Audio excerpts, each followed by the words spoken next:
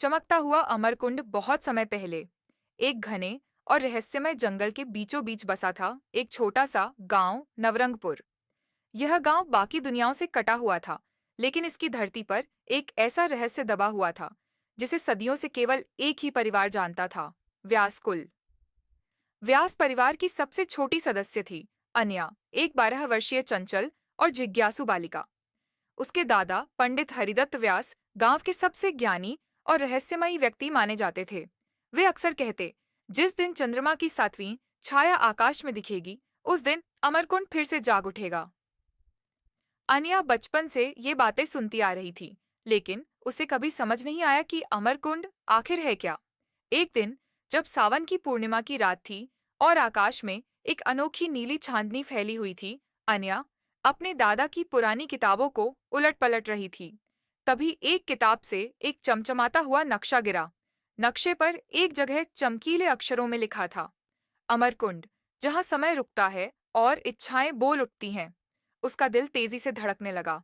नक्शे में गांव से बाहर एक प्राचीन गुफा की दिशा थी, जो अब झाड़ियों और समय की धूल में गुम हो चुकी थी। लेकिन अनया जानती थी कि यह वही गुफा है जिसके बारे में उसके दादा ने कई बार संदर्भों में बात की थी। अगली सुबह, बिना किसी को बताए, अनया ने अपना छोटा सा बैग उठाया। उसमें कुछ रोटियां, एक पानी की बोतल और वह नक्शा रखा और निकल पड़ी उस रहस्य की खोज में। करीब 3 घंटे जंगल में भटकने के बाद उसे एक पुरानी और लगभग छिपी हुई गुफा मिली। गुफा का द्वार एक विशाल वृक्ष की जड़ों से ढका था। जैसे ही उसने नक्शे पर अंकित मंत्र पढ़ा, जड़ें धीरे धीरे हटने लगीं और एक हल्की सुनहरी रोशनी गुफा से बाहर आई। अंदर घुसते ही अनया की आंखें चमक उठीं। दीवारों पर अजीब अजीब चित्र बने थे और बीच में एक नीला झरना बह रहा था, शांत, सुंदर और किसी सपने जैसा। यही था अमरकुंड। जैसे ही अनया ने उस पानी को छुआ, झरने में हलचल होने लगी और अचानक उसके सामने प्रकट हुआ एक पारदर्शी, प्रकाश से बना प्राणी, रुवान। स्वागत है अनया, रुवान ने कहा। मैं अमरकुंड का रक्षक हूँ। सदियों बाद कोई शुद्ध हृदय वाला यहाँ आया है। अनया सकपकाई, लेकिन हिम्मत करके बोली, आपको मेरा नाम कैसे पता? क्योंकि तुम व्यास कुल की वह संतान हो जिसे नियति ने चुना है। रुवान बोला, अब समय आ गया है कि तुम अमरकुंड का रहस्य जानो।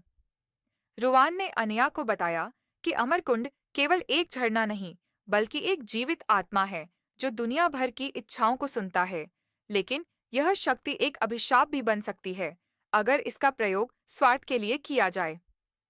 सदियों पहले एक तांत्रिक, काल भैरव ने इस अमरकुंड को अपने काले जादू से बांधने की कोशिश की थी, रुवान बोला। लेकिन व्यास कुल के पूर्वजों ने उसे हराकर यहाँ कैद कर दिया। अब वह फिर से लौटने की कोशिश कर रहा है। अनया को विश्वास नहीं हुआ कि उसके दादा का परिवार ऐसे किसी रहस्य का रक्षक था। लेकिन अब सच्चाई सामने थी। क्या मैं कुछ कर सकती हूँ? अन्या ने पूछा। रुवान ने उसकी आंखों में देखा और बोला, हाँ, लेकिन इसके लिए तुम्हें अपने भय, मोह और लालच से लड़ना होगा। तुम्हें एत्रिकाल परीक्षाओं से गुजरना होगा। पहली परीक्षा थी भय की गुफा। अन्या को एक अंधेरी सुरंग से गुजरना था, जहां उसके सबसे बड़े डर जीवित हो उठे। वहां उसे एक डरावना भालू दिखाई दिया जो उसकी तरफ बढ़ रहा था। लेकिन अन्या ने अपनी आंखें बंद की और बोली, मैं तुमसे नहीं डरती, तुम मेरे मन का भ्रम हो। और वह भालू धुएं में बदल गया। दूसरी परीक्षा थी मोह की माया। एक सुंदर बगीचे में उसकी माँ, पापा और दादी दिखाई दिए। वे उसे गले लगाकर बोले, वापस चलो अन्या, यहाँ कुछ नहीं है। वह रुक गई, लेकिन तभी उसे याद आया, यह सब भ्रम है। उसने रोते हुए मुड़कर दूसरी दिशा में चलना शुरू किया और चित्र खो गए। तीसरी और अंतिम परीक्षा थी लालच का जाल। उसे एक विशाल कक्ष में ले जाया गया जहां सोना, रत्न और अनगिनत खजाने पड़े थे। एक आवाज आई, इनमें से एक भी चुन लो और अपनी सभी इच्छाएं पूरी करो। लेकिन अनया मुस्कराई और बोली, मुझे कुछ नहीं चाहिए, मैं बस अमरकुंड की रक्षा करना चाहती हूँ। और तभी पूरा कक्ष सुनहरी रोशनी से भर गया। लेकिन तभी काल भैरव की आत्मा प्रकट हुई। वह जान चुका था कि अमरकुंड फिर से जाग चुका है। उसने अनया पर हमला किया।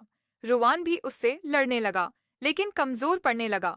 अनया ने अमरकुंड के जल को अपने हाथ में लेकर एक मंत्र बोला, जो उसे अचानक याद आया, शायद अपने दादा की पुरानी लोरियों से।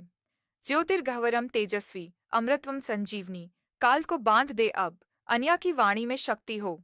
जल चमका और एक शक्तिशाली ऊर्जा प्रवाह अनया से निकलकर काल भैरव पर गिरा। उसकी आत्मा चिल्लाई, कांपी और फिर बिखर गई। रुवान मुस्कुराया, तुमने हमें बचा लिया अनया, अब तुम अमरकुंड की नई रक्षक हो। जब अनया गांव लौटी तो सब कुछ सामान्य लग रहा था, लेकिन अब उसके दिल में एक नया आत्मविश्वास था। उसके दादा ने जब उसे देखा तो बस मुस्कुराए। तुमने पाया वो जिसे समझना सबसे कठिन था। अब हर पूर्णिमा की रात अन्या गुफा की ओर जाती है और अमरकुंड से बात करती है, अपने विचार साझा करती है। उसने कुछ नहीं मांगा, फिर भी सब कुछ पा लिया।